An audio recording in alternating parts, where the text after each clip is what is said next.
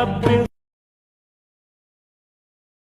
Muhammad, ya Rabbi salli alaihi wasallim, ya Rabbi salli ala Muhammad, ya Rabbi salli alaihi wasallim.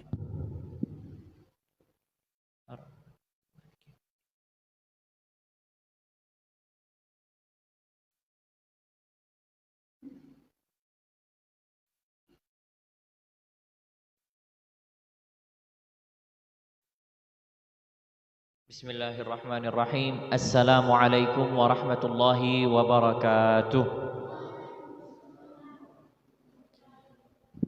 Alhamdulillahi rabbil alamin, wa bihi nasta'inu ala umurid dunya waddin. Wa sallallahu wa sallama ala ashrafil anbiya wa sayyidil mursalin sayyidina Muhammadin wa ala alihi wa sahbihi ajma'in. Subhanaka la ilma lana illa ma 'allamtana innaka antal alimul hakim. Rabbi shrah li sadri wa yassir li amri wahlul 'uqdatam min lisani yafqahu qawli. Allahumma iftah 'alaina futuhal 'arifin wa faqihna fid din wa 'allimna ma yanfa'una ya rabbal alamin. Hadirin hadirat jamaah salat maghrib yang dirahmati oleh Allah Subhanahu wa taala. Yang pertama-tama tak henti-hentinya marilah kita mengucapkan, memanjatkan puja dan puji syukur kita ke hadirat Allah Subhanahu wa taala atas segala nikmat dan karunia-Nya yang telah dilimpahkan kepada kita semua.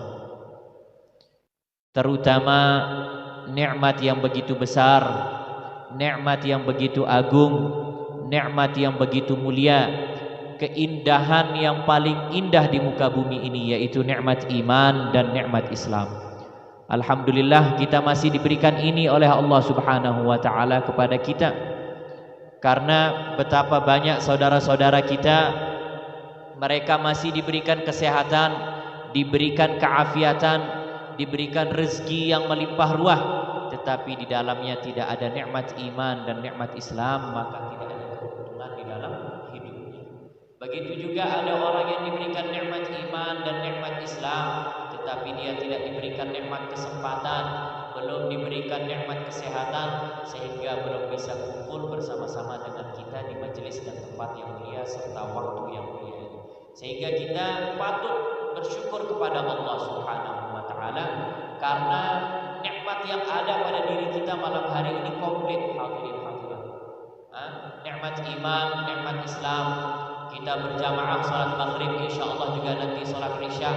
Kita masih diberikan kesehatan, diberikan keafiatan, diberikan kesegaran, sehingga kita diberikan hidayah dan taufik oleh Allah Subhanahu wa taala untuk hadir di dalam majelis ilmu. Majelis ilmu ini hadirin hadirat seperti pada malam Jumat, pada malam Sabtu yang lalu sudah kita ungkapkan fadilah-fadilahnya. Begitu mulianya tentang seseorang yang menyempatkan dirinya menghadiri majelis ilmu. Salawat serta salam semoga tetap tercurahkan kepada baginda Nabi besar Muhammad sallallahu alaihi wa ala alihi wa sahbihi wasallam. Nabi yang telah memperjuangkan kita, Nabi yang telah menghabiskan umurnya, menghabiskan hartanya, menghabiskan tenaganya, semuanya beliau korbankan untuk kita ini sebagai umat baginda Nabi Muhammad sallallahu alaihi wasallam, sehingga kita alhamdulillah dapat merasakan daripada kelezatan dan dapat merasakan daripada kenikmatan iman dan nikmat Islam. Ini semua berkah daripada perjuangan baginda Nabi besar Muhammad sallallahu alaihi wa ala alihi wa sahbihi wasallam. Hadirin hadirat rahimakumullah. Tak terasa lagi kita akan memasuki bulan Ramadan. Sekitar 25 hari ya. Sekitar 25 hari lagi kita akan berjumpa dengan bulan suci Ramadan. Sayyidus syuhur, tuannya para bulan, pemimpin para bulan, bulan yang paling mulia di sisi Allah Subhanahu wa taala. Bulan yang paling diberkahi oleh Allah Subhanahu wa taala.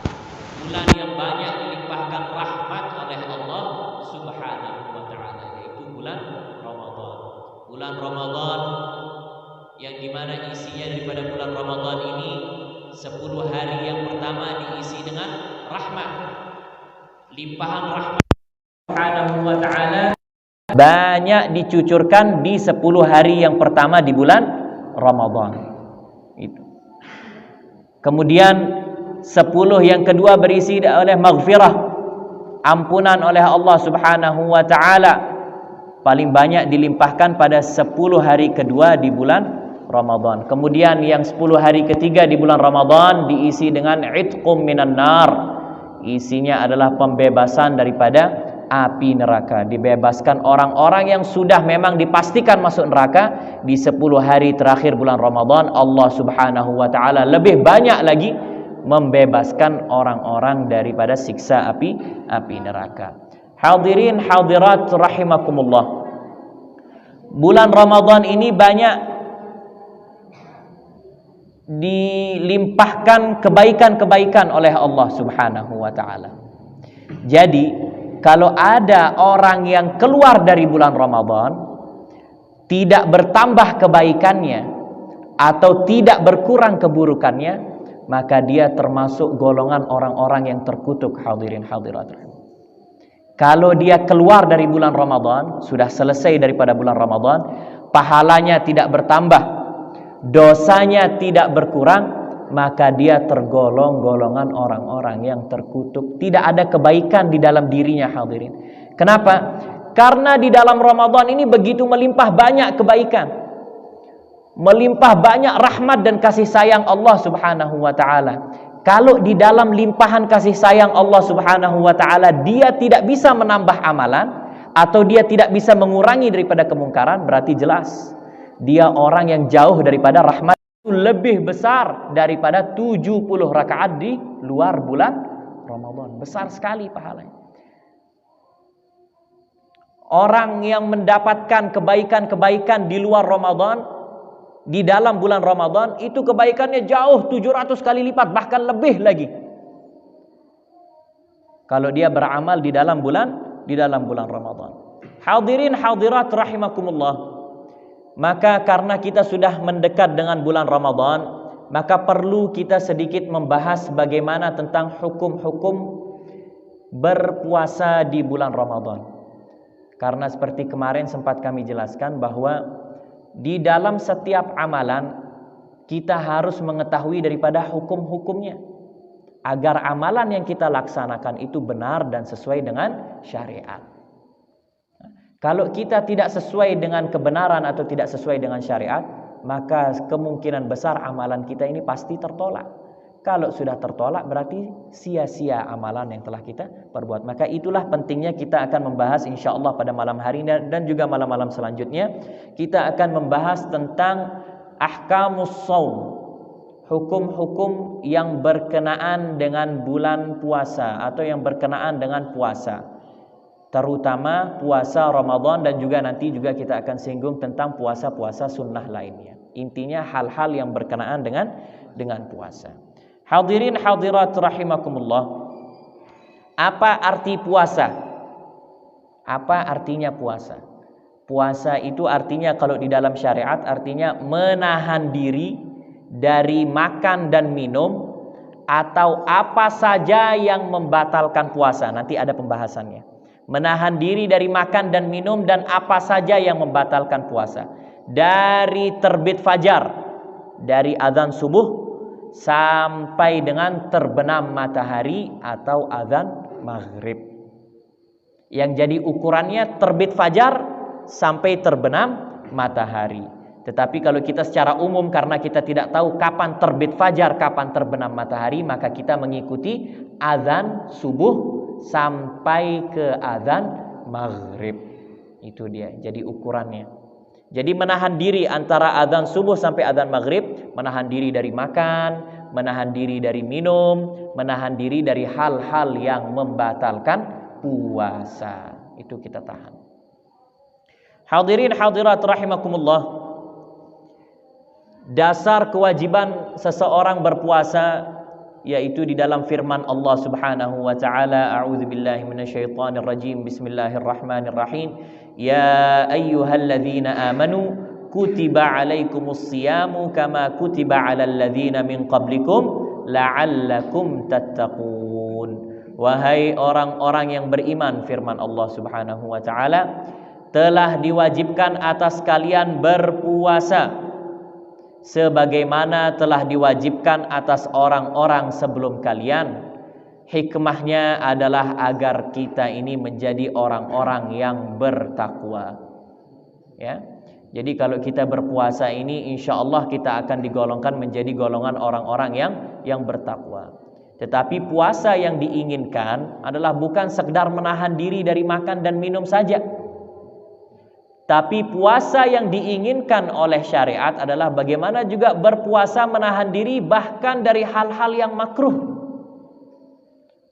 Memandangi hal yang haram, apalagi na'udzubillah juga kita menghindari daripada ucapan-ucapan yang dilarang, ucapan-ucapan yang diharamkan, menghindari ghibah, menghindari adu domba, bahkan menghindari melakukan hal yang sia-sia. Ujian kita ini Bapak hadirin hadirat rahimakumullah, ujian kita kalau di bulan Ramadan ini jujur saja lebih besar daripada ujian di bulan lainnya. Kalau kita di bulan lainnya mungkin susah mau begadang, ya, karena besok mau kerja. Tapi kalau di bulan Ramadan, subhanallah, dari mana datang kekuatan ini? Mata ini tidak bisa merem. Lebih kuat kita begadang di bulan Ramadan. Dan biasanya ini bukan membuka aib atau mengungkit aib, tetapi biasanya memang umum, biasanya diisi dengan hal yang sia-sia, hadirin hadirin. Yang seharusnya Ramadan karena nilainya begitu tinggi, Ramadan karena nilainya yang begitu agung di sisi Allah Subhanahu wa taala, kita isi dengan memperbanyak ketaatan, justru naudzubillah diisi dengan hal yang sia-sia. Diisi pakai main, diisi dengan macam-macam permainan lah. Diisi dengan permainan, apalagi naudzubillah diisi dengan perbuatan mungkar dan dosa-dosa. Rugi kita hadirin hadirat rahimakumullah kalau kita isi malam-malam Ramadan kita dengan hal-hal yang sia-sia, rugi. Hadirin hadirat rahimakumullah, awal pertama kali diwajibkannya bulan Ramadan, berpuasa di bulan Ramadan, pertama kali diwajibkan pada tahun kedua Hijriyah. Pertama kali turun syariat Ramadan, wajib puasa Ramadan ini turun pada tahun kedua Hijriyah. Tahun kedua setelah Nabi SAW hijrah ke kota Madinah. Artinya 15 tahun setelah beliau diutus menjadi seorang Nabi, menjadi seorang Rasul. 15 tahun. 13 tahun pertama beliau itu berada di Mekah. Kemudian setelah 2 tahun beliau berhijrah ke Madinah, barulah diwajibkan puasa di bulan Ramadan. Artinya 15 tahun pertama Nabi SAW tidak berpuasa di bulan Ramadan karena belum diwajibkan. Diwajibkannya pada tahun ke-15. Dan baginda Nabi SAW di dalam hidupnya hanya berjumpa dengan 9 kali Ramadan saja. Nabi SAW berjumpa dengan Ramadan hanya 9 kali saja. Hanya 9 kali saja beliau bertemu dengan Ramadan. Dan di dalam seluruh puasanya baginda Nabi SAW itu, dari 9 kali itu hanya sekali beliau berpuasa 30 hari. Yang 8 kali itu beliau berpuasa 29 hari. Faham? Jadi artinya adalah bahwa kita ini bakal lebih sering ketemu dengan 29 hari Ramadan daripada 30 hari Ramadan. Betul enggak hadirin hadirat? Kita lebih sering ketemu dengan 29 hari Ramadan daripada bertemu dengan 30 hari. Karena ini saja baginda Nabi SAW di dalam 9 kali berpuasa hanya sekali beliau berpuasa 30 hari. Yang 8 kalinya itu beliau berpuasa 29 hari. Hadirin hadirat rahimakumullah, kenapa dinamakan Ramadan? Nah, ini perlu ditahu juga. Apa artinya daripada Ramadan? Arti daripada Ramadan adalah orang-orang Arab menamakan bulan Ramadan itu karena pada bulan tersebut di situ tempat puncaknya panas. Makanya Ramadan itu artinya sangat panas. Makanya musim korma itu musimnya di bulan Ramadan. Di situ mereka tempat panennya. Korma yang kita makan tahun ini sebenarnya panen dari tahun lalu. Itu dia dikumpulkan, disimpan, diawetkan sedikit, baru dia dikirim untuk kita makan di bulan Ramadan ini. Nah, jadi bulan korma itu tempat panennya itu ya di bulan mulai akhir Sya'ban ini sampai dengan ketemu dengan Ramadan. Disitulah tempat panas-panasnya hawa di Jazirah Arab. Makanya dia dinamakan bulan Ramadan. Artinya bulan yang sangat panas. Nah, kenapa oleh baginda Nabi SAW nama itu tidak diganti? Biasanya baginda Nabi SAW tidak menyukai nama-nama yang agak jelek. Nabi SAW tidak pernah suka nama yang jelek. Kalau ada nama yang artinya jelek, beliau pasti ganti. Ada orang dulu namanya Nazir. Pada zaman baginda Nabi SAW ada orang namanya Nazir. Dia ketika masuk Islam, setelah syahadat dia ditanya, siapa nama engkau? Nama saya Nazir, artinya pembawa berita buruk. Nazir itu artinya pembawa berita buruk. Baginda Nabi SAW tidak suka nama yang jelek-jelek. Akhirnya diganti, bal anta Bashir. Tidak, ganti nama kamu sekarang jadi Bashir. Bashir artinya pembawa berita baik. Diganti. Nah, tetapi kenapa sangat panas ini Ramadan ini tidak diganti oleh baginda Nabi SAW?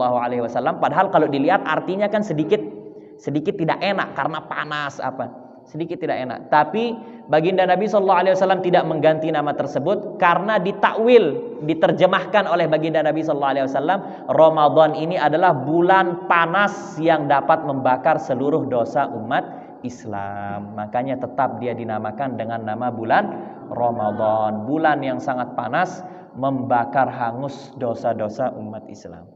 Hadirin hadirat rahimakumullah, fadilah daripada berpuasa begitu banyak dituangkan di dalam firman Allah Subhanahu wa taala dan juga sabda-sabda baginda Nabi sallallahu alaihi wasallam. Di antaranya firman Allah Subhanahu wa taala, was-shaimina was-shaimat wal hafizina furujahum wal hafizat wadh-dhakirina Allah katsiran wadh-dhakirat a'addallahu lahum maghfiratan wa ajran 'azima.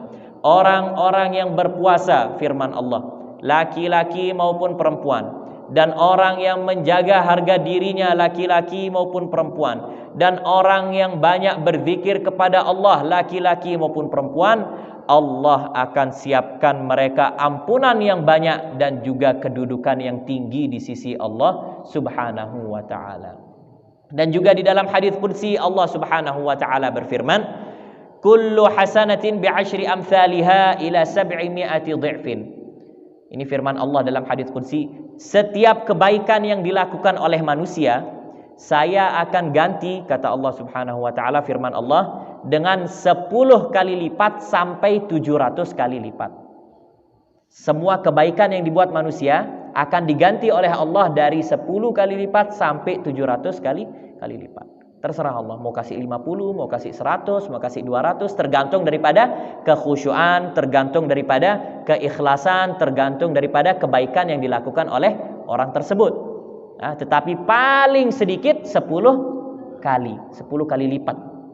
Paling banyak biasanya 700 kali lipat. Bahkan terkadang Allah membalas di atas 700 kali lipat. Tergantung daripada kemurahan dan kasih sayang Allah Subhanahu wa ta'ala. Illa siyam, kecuali puasa, kata Allah, firman Allah. Kecuali puasa, fahuwali wa ana ajzi bihi. Karena puasa itu hanya untukku, maka saya juga akan menggantinya, kejutan juga untuknya si manusia yang berpuasa. Tidak diberikan nilainya oleh Allah Subhanahu wa ta'ala, nilai daripada pahala orang yang berpuasa tidak diberikan oleh Allah Subhanahu wa ta'ala. Biasanya kalau dia ditutup, logika kalau kita menutup sesuatu berarti sesuatu itu sangat besar. Kalau dia bentuknya surprise, kejutan, berarti pastinya itu sesuatu yang besar. Tidak mungkin kita akan berikan surprise ke orang ternyata isinya cuma air minum gini, tidak mungkin. Pasti dia sesuatu yang besar. Handphone biasanya kita kalau kasih kejutan itu kan kalau kita tutup sesuatu yang agak mahal kita berikan ke orang. Begitu juga ini. Karena dia tidak diberikan nilainya oleh Allah Subhanahu wa ta'ala, berarti ini sesuatu yang sangat besar di sisi Allah Subhanahu wa ta'ala. Bahkan nanti ada riwayatnya orang yang datang di hari akhir, di hari kiamat, dia datang, dia kaget lihat pahalanya. Ya Allah, Tidak pernah saya buat kebaikan sampai sebanyak ini ya Allah. Tidak pernah saya buat kebaikan sampai sebanyak ini. Kok banyak ya Allah? Kasih tahu, nah ini dia pahala puasa kamu selama kamu hidup. Bayangkan kita sudah bertemu dengan Ramadan, ada yang bertemu dengan 40 kali Ramadan, ada yang sudah bertemu dengan 50 kali Ramadan, ada yang bahkan lebih lagi bertemu dengan sampai 60 kali Ramadan. Berapa banyak kita sudah dapatkan kebaikan?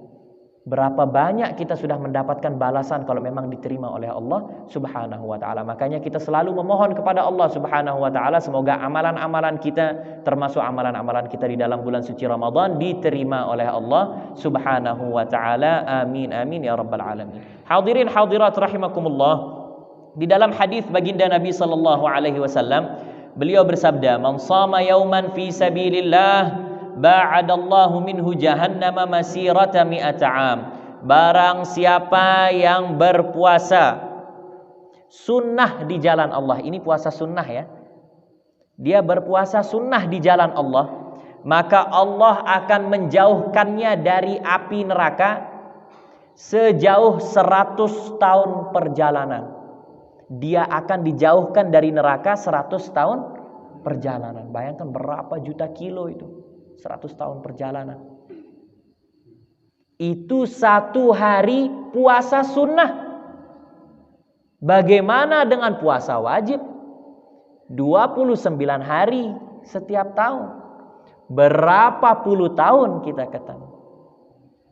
Nah, makanya kita diminta di dalam syariat, diminta oleh Allah, diminta oleh baginda Nabi SAW untuk bersungguh-sungguh di dalam bulan Ramadan. Karena pahalanya, balasannya ini begitu besar. Rugi kita hadirin hadirat kalau kita keluar dari Ramadan itu tidak bertambah kebaikan atau tidak berkurang keburukan. Rugi.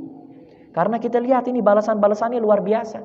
Kalau sampai kita tidak dapatkan ini di dalam 29 kali usaha di dalam satu bulan. Bayangkan 29 kali kita berusaha, tidak kita dapatkan apapun, tidak tahu sudah bagaimana jauhnya, na'udzubillah, bagaimana jauhnya orang tersebut daripada rahmat dan kasih sayang Allah Subhanahu wa taala. Begitu juga di dalam hadis baginda Nabi sallallahu alaihi wasallam, beliau bersabda, "Shamtus shaim tasbih." Nah, ini perlu didengarkan hadirin hadirat. Diamnya orang yang berpuasa, itu seperti dia mendapatkan pahala tasbih. Dia diam sama dengan orang yang bertasbih. Diamnya orang yang berpuasa, dia dapat pahala tasbih. Shamtus shaim tasbih. Diamnya orang yang berpuasa itu dia mendapatkan pahala seperti orang yang bertasbih. Wa naumuhu ibadah. Dan tidurnya orang yang berpuasa itu seperti beribadah. Nah, ini yang paling disenengin sama orang. Tidurnya orang yang berpuasa itu seperti ibadah. Terus cari bantal, cari guling, terus enak mau tidur. Bukan kita diminta oleh baginda Nabi SAW untuk tidur. Kita tidak diminta untuk tidur oleh baginda Nabi SAW. Tapi beliau ingin menjelaskan bahwa kamu tidur saja dapat pahala. Apalagi kalau kamu beribadah. Jadi kita diminta banyak-banyak ibadah, bukan banyak-banyak tidur. Kita ini kan banyak kebalik nerjemahkannya ini kan. Naumus shaim ibadah. Kita kalau lihat status di bulan Ramadan tuh banyak itu. Tidurnya orang berpuasa adalah ibadah. Pantas tidak pernah kelihatan. Kita pikir dia ngaji, kita pikir dia banyak zikir, dia tidur ternyata. Bangun sholat, tidur lagi. Bangun sholat, tidur lagi. Kalau begitu, kalau naumus shaim ibadah saja itu, lalu itu saja yang dia kejar, setahun saja dia puasa, tidak ada rasanya. Setahun saja dia puasa, tidak ada rasanya. Tetapi yang diinginkan oleh baginda Nabi SAW adalah bagaimana dengan kita ini, kalau tidur saja dianggap ibadah, apalagi kalau kita banyak-banyak beramal saleh. Itu yang diminta oleh baginda Nabi SAW. Wa du'auhu mustajab. Dan doanya orang yang berpuasa itu mustajab. Doanya itu cepat dikabulkan oleh Allah Subhanahu wa ta'ala. Makanya kalau di bulan Ramadan perbanyak doa, jangan perbanyak omongan yang sia-sia. Perbanyak doa. Mumpung kita lagi mustajab. Ini ndak na'udzubillah ghibah. Na'udzubillah adu domba. Na'udzubillah mengucapkan hal-hal yang tidak baik. Bahkan na'udzubillah mengucapkan hal-hal yang kotor. Na'udzubillah thumma na'udzubillah min dzalik. Ustaz. Irfa' telepon. Irfa' telepon min awal tasal. Barra. Hadirin hadirat rahimakumullah. Lanjutan daripada hadis baginda Nabi sallallahu alaihi wasallam, wa amaluhu mudha'af, dan amalannya orang-orang yang berpuasa itu mudha'af, dilipat gandakan oleh Allah Subhanahu wa taala.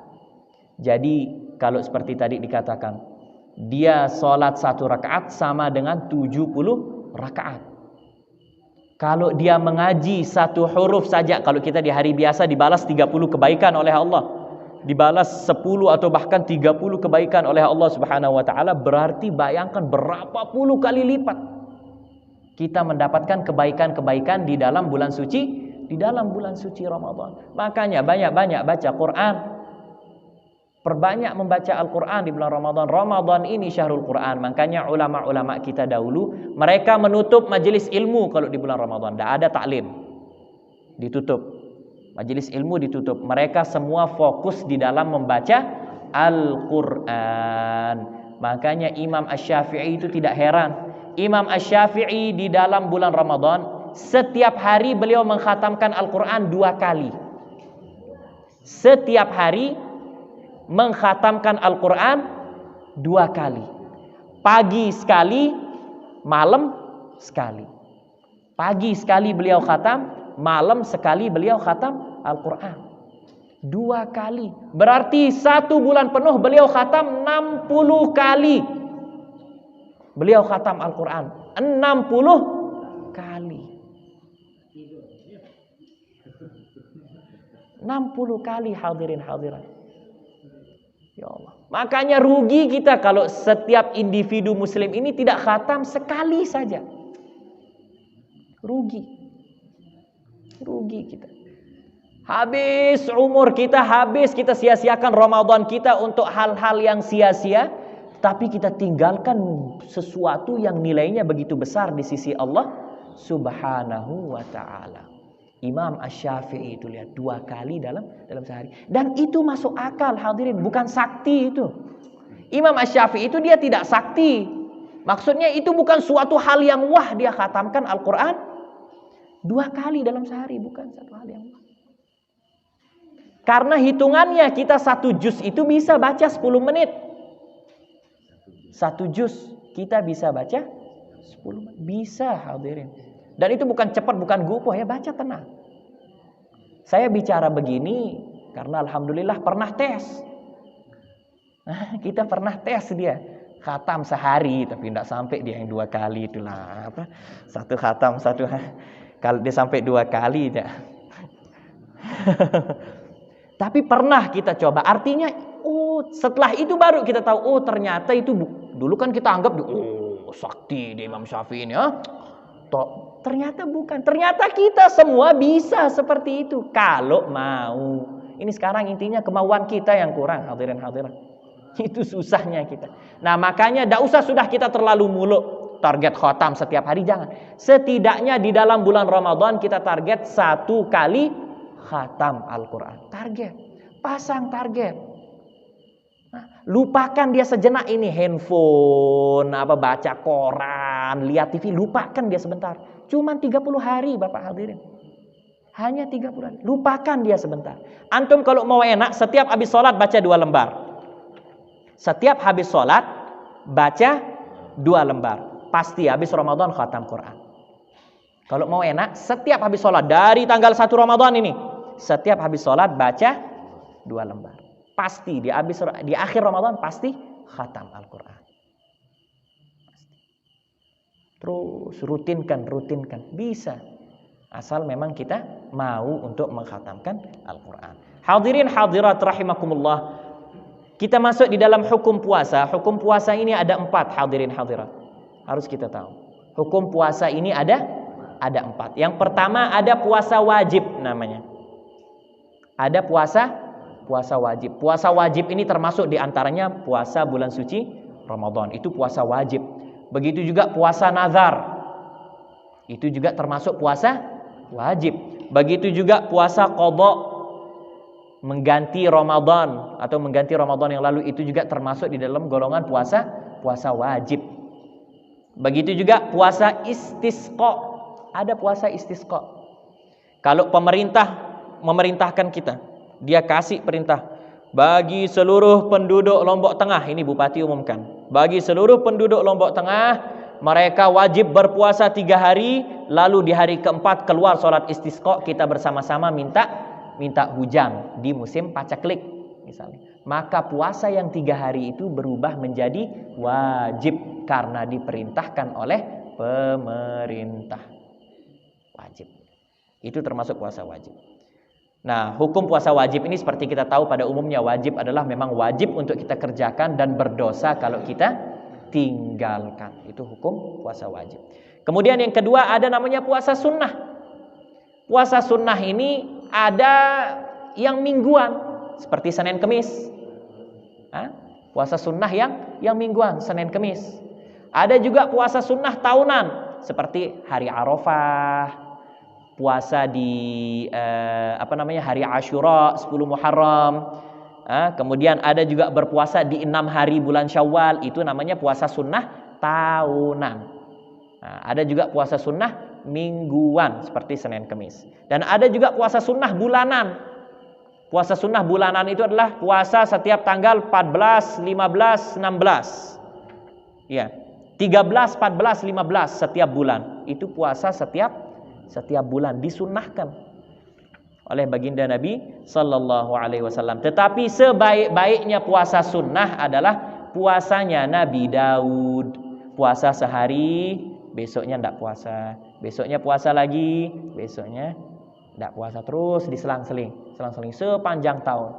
Saya ada punya teman, mungkin dia sudah 15 tahun dia puasa Daud, tidak pernah bolong dia, kecuali kalau dia ketemu lebaran baru dia makan, atau kebetulan kalau ada sepupunya yang nikah walimah, mau tidak mau daripada dia tidak makan, dia makan. Tapi selebihnya kalau tidak ada kewajiban, dia terus berpuasa, tidak ada bolongnya, tidak ada ampunnya, dia terus belasan tahun dia berpuasa. Itu yang kedua. Pertama wajib, kemudian ada puasa sunnah. Yang ketiga ada namanya puasa makruh. Puasa makruh itu adalah puasa sepanjang tahun, full. Ada orang dia puasa sepanjang tahun, full. Itu puasanya makruh. Kenapa? Karena nanti di situ dia banyak melewatkan hak orang lain. Tidak bisa dia datang begawe, ya kan? Tidak bisa dia penuhi undangan daripada tetangganya karena dia puasa. Akhirnya hak-hak orang lain banyak tidak dia tunaikan. Tidak dia tunaikan gara-gara, makanya dia juga dikategorikan di dalam puasa makruh. Kemudian yang keempat ada puasa haram. Puasa haram ini ada yang diterima, puasanya diterima tetapi dapat dosa. Puasanya sah, dapat pahala, tetapi dapat juga dosa karena puasanya haram. Itu puasanya siapa hadirin hadirat? Puasanya ibu-ibu tanpa izin suaminya. Nah itu dia, puasanya haram, sah tetapi dapat dosa. Diterima puasanya tetapi dapat dosa tanpa izin suaminya. Puasa sunnah pastinya ya. Kalau Ramadan ya tidak perlu izin karena memang udah wajib buat dia ibu-ibu perempuan. Tetapi buat yang sunnah, apalagi kalau dia dilarang sama suaminya, jangan puasa besok, kita mau pergi ke lesehan makan sama anak-anak, ternyata tetap dia puasa. Nah itu puasanya haram. Puasanya haram. Tetapi suami mana yang jahat larang istrinya puasa sunnah? Nah ada baik-baik semua, masya Allah, bapak-bapak suami-suami ini, insya Allah tidak ada lah yang larang membuat istrinya masuk di dalam dosa, apalagi sekedar puasa sunnah. Berikan, senang suami-suami itu, senang dia kalau lihat istrinya puasa, senang. Kemudian ada juga puasa yang haram dan tidak sah. Kalau tadi sah, Nah, ini tidak sah dan juga mendapatkan dosa. Apa itu? Seperti orang yang berpuasa di Idul Fitri. Tidak sah, dapat dosa. Puasa di Idul Adha. Tidak sah, dapat dosa. Begitu juga puasa di hari tasyrik. 11, 12, 13 bulan Zulhijjah. Makanya di bulan Zulhijjah itu haram dari tanggal 10 Idul Adha, 10 kan Zulhijjah, kemudian 11, 12, 13. Jadi 4 hari berturut-turut dilarang di dalam bulan Zulhijjah. Kemudian juga berpuasa di setengah akhir bulan Sya'ban. Bulan Sya'ban besok ini mulai tanggal 16 sampai habis haram berpuasa, kecuali yang sudah terbiasa puasa Senin Kemis. Memang dia sudah rutin puasa Senin Kemis, maka boleh dia berpuasa. Tapi kalau dia sengaja dia incar waktu setelah 16 Sya'ban, maka itu haram hukumnya. Haram berpuasa setelah 16 Sya'ban sampai dengan ketemu dengan Ramadan.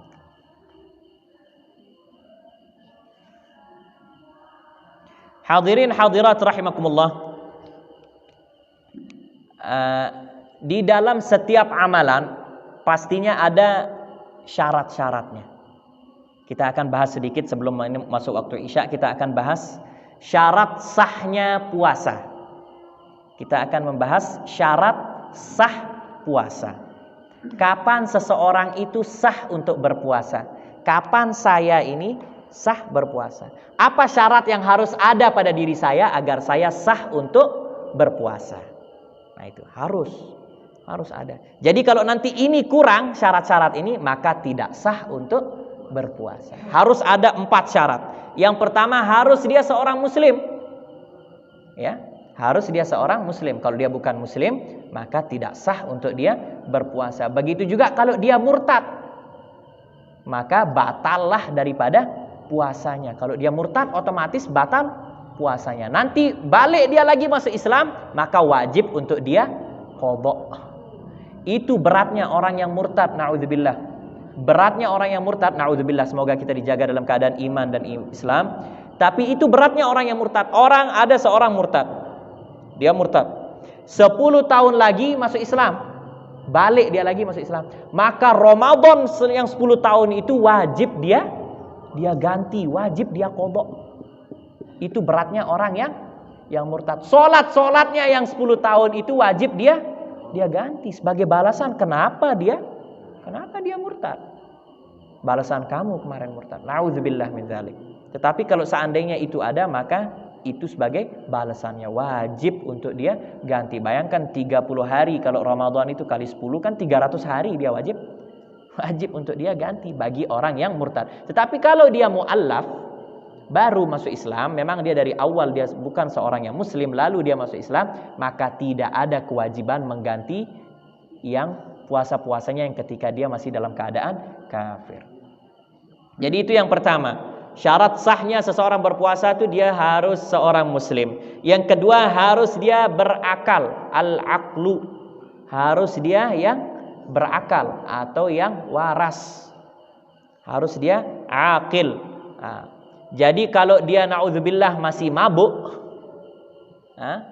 atau dia pingsan, atau dia ada orang yang punya penyakit ayan, terus dia hilang akalnya karena ayannya itu, maka dia tidak sah untuk berpuasa. Tidak sah puasanya. Orang yang memang tidak waras, atau orang yang masih di dalam pengaruh mabuk. Ada orang na'udzubillah, dia mengkonsumsi sesuatu yang memabukkan untuk dirinya dari malam. Efeknya masih terus sampai siang. Ada yang seperti itu. Efeknya masih terus sampai siang. Maka puasanya di siang itu tidak sah. Tidak sah puasanya. Karena dia masih di dalam efek mabuknya. Dia masih hilang akal. Kemudian yang ketiga, syarat sahnya berpuasa, yaitu ini khusus buat ibu-ibu. Harus bersih daripada hal-hal yang menghalanginya daripada haid dan nifas. Harus bersih daripada itu. Jadi kalau ibu-ibu ada yang berhalangan, maka dia tidak sah untuk berpuasa. Kemudian yang keempat, al-ilmu bikaunil waqti qabilan lis-shaum. Yang keempat adalah dia mengetahui bahwa hari ini saya boleh untuk berpuasa. Maksudnya dia harus tahu hari ini hari apa. Jangan sampai ternyata hari ini hari lebaran, atau ternyata hari ini hari tasyrik, atau hari ini ternyata lebih daripada 16 Sya'ban. Dia harus pastikan dulu harinya.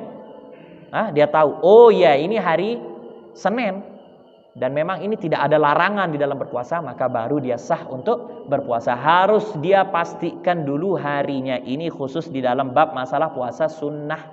Kalau puasa wajib sudah jelas untuk wajib untuk dia laksanakan. Hadirin hadirat rahimakumullah, itu tadi syarat sahnya puasa.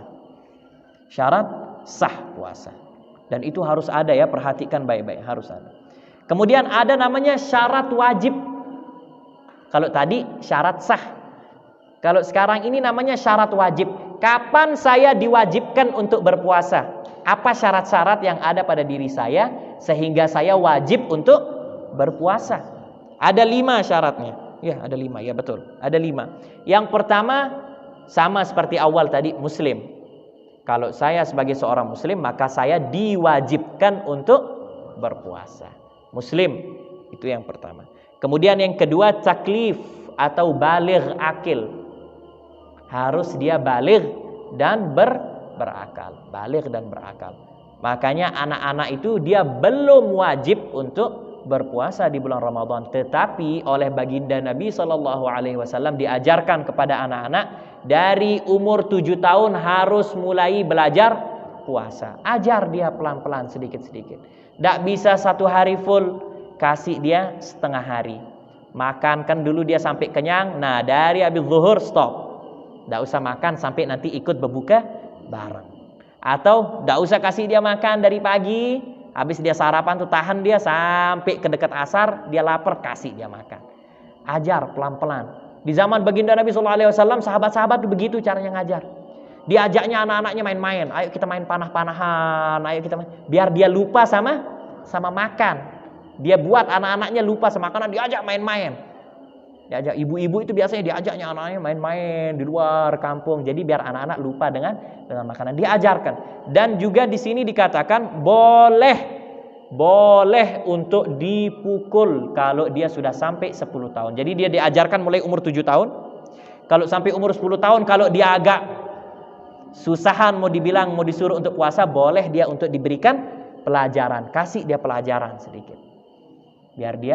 Biar dia mau untuk puasa, karena ini nanti bakal jadi kewajiban.